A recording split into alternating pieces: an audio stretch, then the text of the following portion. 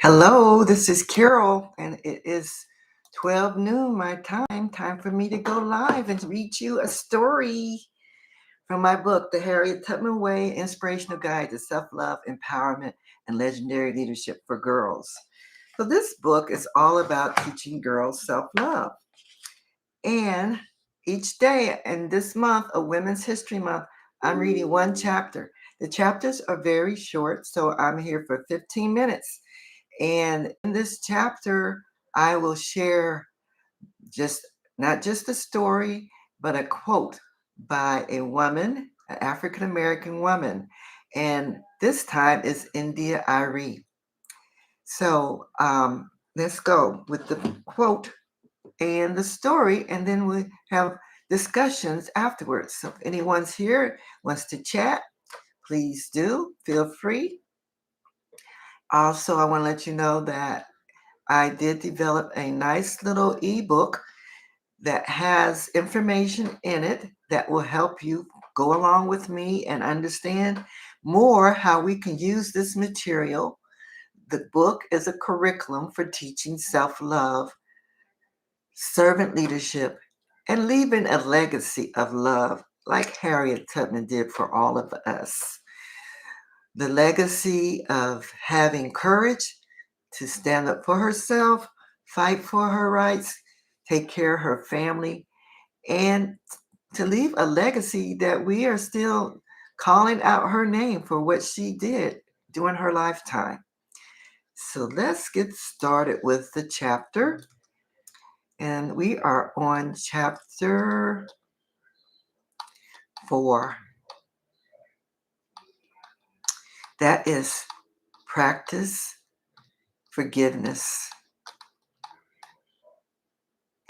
For me, the healing process starts with graciousness and forgiveness. And that is from India Arie. Or it could be India Arie. I may be saying it wrong. Arie. Excuse me, India Arie. The story is Miss Susan's house. I grew up like a neglected weed. I didn't know anything about freedom. I never learned to read or write. Little slave children don't go to school. We went to work. Nobody that I worked for and stayed with cared if I was hungry, sick, or cold. I didn't have hardly any clothes and no shoes. I remember one morning. I remember the morning they sent me away as if it was yesterday. I was about 6 years old, and it was early in the morning when this white lady came and loaded me in her wagon and took me away. My master told me to call her Miss Susan. I thought for sure this was the last time I would see my family. My master broke my heart.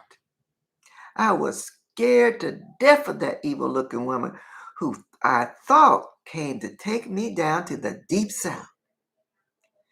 She wore her hair up in a ball, and she had this wrinkle across her forehead that never went away.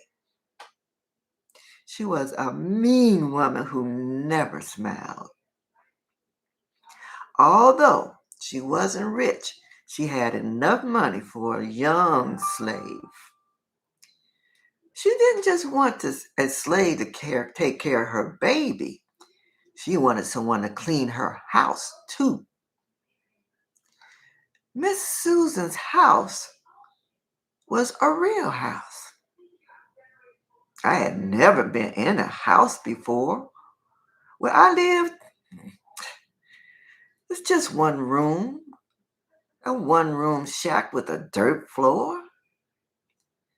Miss Susan's house. In Miss Susan's house, there was a room for everything. She had bedrooms. She had a room for cooking. She had a room for eating. And in her bedrooms, they had real beds. And then there was a room for sitting. She called it the parlor. Now, folks, when you live in a shack with dirt floors, you don't have much to clean. But Miss Susan thought nothing about the difference between what kind of place I lived in and her house. She said, sweep the floor and dust the furniture. Now, when I was leaving, the last thing my mama said was, Minty, you do what they tell you to do and don't ask questions. I always did what my mama said. So I tried to do what she ordered me to do without asking how to do it.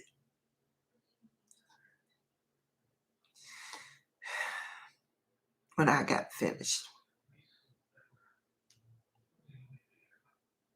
Miss Susan came in and she took her finger and wiped across the table.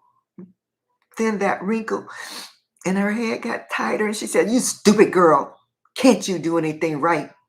She grabbed her cowl whip and whipped me across my back and my arms. I cried, but she didn't care. She said, do it over. I did it over. Miss Susan came back and she whipped me for not doing it right. I did it over again and again.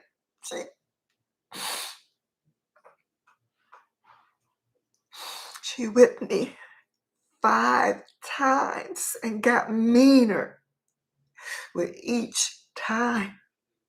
I was getting more and more scared and worried about her killing me.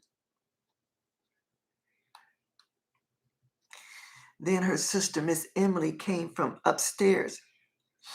She had been hearing all the screaming and crying. I don't know how she stood up there listening so long, but I was glad she finally came down. She said, Susan, what are you doing? Beating her is not going to get your work done right. Don't you think if she knew what to do, she would do it right so you could stop beating her? Leave her with me. Miss Susan frowned and looked at me and left the room. Now, Miss Emily wasn't so scary. She looked like her sister. She looked like her sister, but without that wrinkle across her forehead. She told me to show her what I was doing. Then, when she saw what I was doing wrong, she said, open the window and sweep the floor. Then go into the dining room and set the table for breakfast. Come back and wipe off the tables. That's what I did. And it worked. Miss Susan never acted sorry Miss Susan never acted sorry for being stupid herself. But you know, she didn't know no better. Her folks taught her that slaves were dumb and that you have to beat them to make them work like an animal. Now that woman was going to make sure she got every bit of her money's worth of work out of me. If I was not cleaning the house, I was sitting somewhere holding her baby. At night, I had to keep that baby asleep by rocking his cradle. Now, if I fell asleep and stopped rocking, the baby would wake up. If he cried and woke up his mother, I was in trouble. His mother had her whip by her bed, so she didn't have to reach far to get it. She would take that whip and hit me across my neck.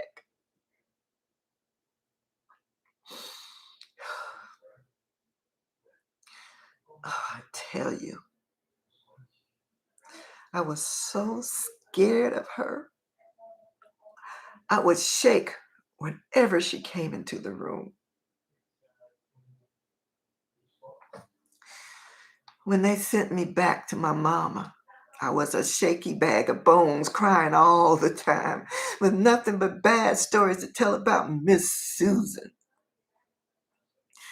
But Mama and Daddy helped me understand that I would survive this horrible experience. Mama taught me to forgive Miss Susan. She said, if I hold on to my feelings of wanting to get back at Miss Susan for what she did to me, I would be keeping myself from feeling better. So I let it go and forgave her. I'm glad I did that. I ain't got no time for bad thoughts to slow me down. Practice forgiveness. Forgive and have faith. To overcome negative experiences, you must free your mind of any bitterness. Forgiveness allows your mind to let go of the bad thoughts and bring you peace. Forgiveness is the first step to overcoming the past. Have faith that there will be better days ahead. Forgiveness is another way to express love. Now let's talk about the activities for this chapter and the discussion questions. Arie, I keep messing up her name. Arie Simpson was born October 3rd, 1975, also known as Arie, who is an American singer and songwriter. First question to think about. Find Arie's song Worthy on her album named Worthy. Discuss the words in the song and what they mean to you. That's a powerful song, everybody. I love that song, and I really suggest you listen to it. Journaling. 1.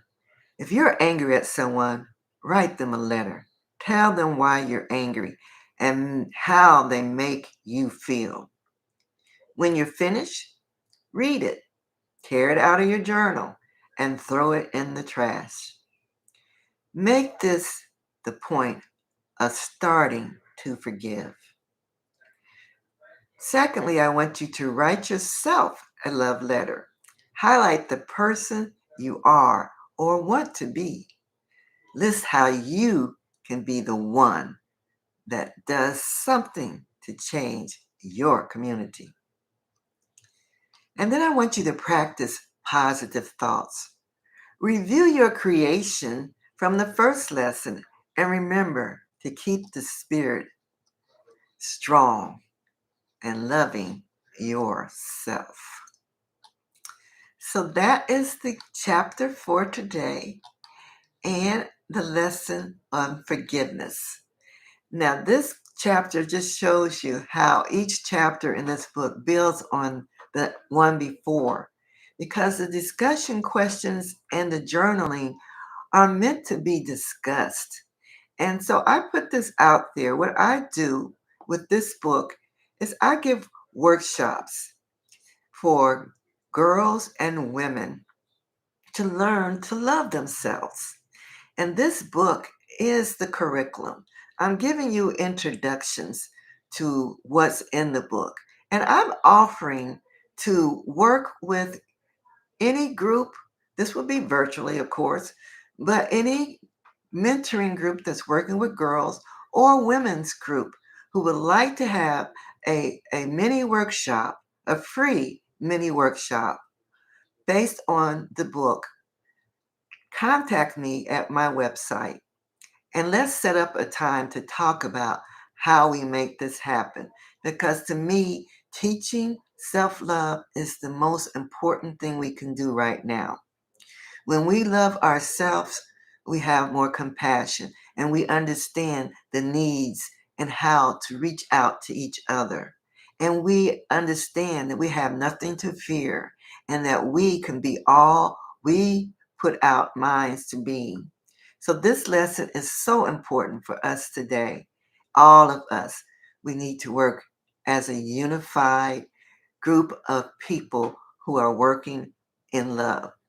My website is my name, Karol with a K, Karol V for Vanessa, Brown,